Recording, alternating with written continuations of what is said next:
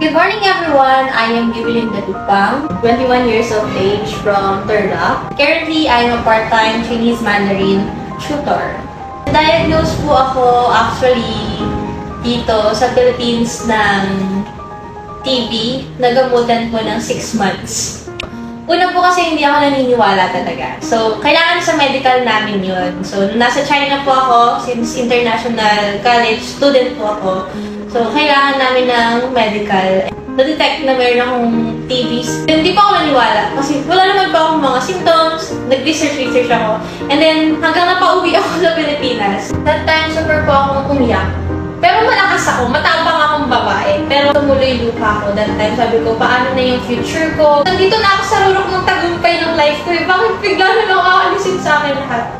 Mabuti akong bata. Hindi ako nagiinom. Hindi ako nagsisigarilyo. Ewan ko, hindi ko po alam. Super down na down ako kasi nung nag-research ako, maraming mga stigma about sa TV, tapos sa work, paano na yung future ko, nag-overthink ako super. Thankful po ako sa family ko kasi nandyan sila lagi. Tapos lagi akong nagsisimba. Kasi pinapanalangin ko, Lord, kung ano po ba yung purpose niyo sa akin? Bakit ako nagkaganito? Tapos, thankful din po ako sa TV People Philippines, lalo kila Ma'am Louie, kila Sir Joey. Sila yung nandyan para sa akin na kahit nanghihina na ako, sila yung nagpaparala sa akin. Di ba matapang ka, ganito ka, lumaban ka. Nakita ko yung TV People Philippines, search ko, may mga ganito pala. Tapos na-inspire ako sa mga stories nila. Nagsishare sila ng mga stories. Tapos sabi ko, buti na lang meron talagang ganito. Kasi at least may nakapitan ako during that time.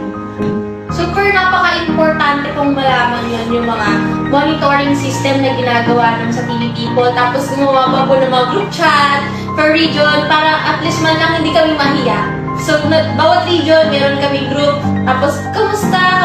Sa simpleng kamusta po nila, yung na-appreciate niyo po na, hindi ako nag-iisa lumalaban. Marami kayo, ganun.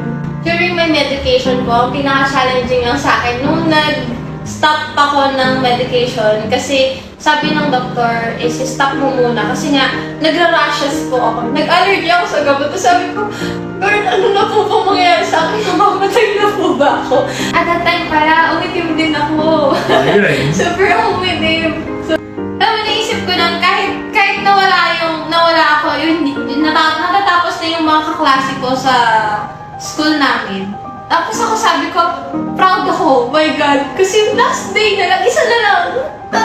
Naubos ko na, my God. So sabi ko, thank you Lord kasi na-survive ko. Yung 6 months na yon na maraming nangyari, maraming lungkot, maraming iyak. Ngayon, super yung ngiti ko. Kita nyo na nga po yung gilagay ko. What is the life after TB for Lewin?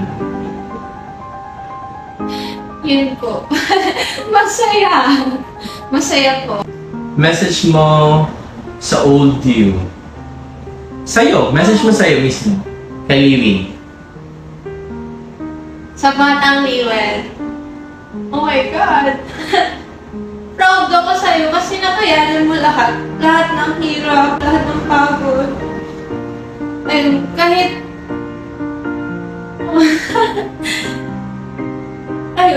kahit na maraming opportunities na natanggal sa'yo or nawala sa'yo, alam ko ngayon na proud ako sa'yo kasi nakaya mo yan, na-survive mo yan. Yung time na wala man yung papa mo, sa tabi mo, yung family mo naman nandiyan para supportahan ka.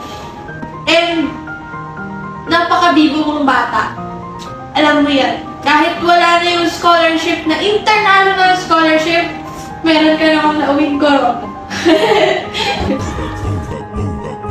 Sadya ko, Your Honor, hindi po ako lumaki sa farm.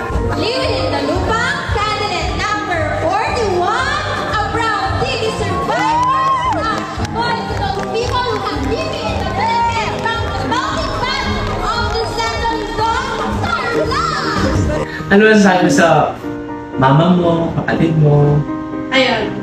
Kay mama ko po, thank you mama. Kahit minsan na hindi tayo nagkakasundo. So, support mo pa rin ako. Kahit na nagka-TB ako. Alam ko na mabigat din para sa'yo na nawala sa akin lahat ng... Nung ako dapat yung nandun, pero wala na ako doon. Ayun, so, alam ko na proud ka rin sa akin. Sa mga kapatid ko po, sa family ko, sa friends ko, thank you sa inyo lahat. Kasi napipil ko pa rin yung care and love sa gitna ng paghihirap ko. Namiyak ako. Sa lahat ko ng mga nagsasuffer ngayon ng may TB, so, lagi mo tandaan na hindi ka nag-isa. And nandito kami mga TB survivors na kami ang patunay na kakayanin mo kung anong nararanasan mo ngayon. Keep going, keep fighting, and believe in yourself. Trust the process.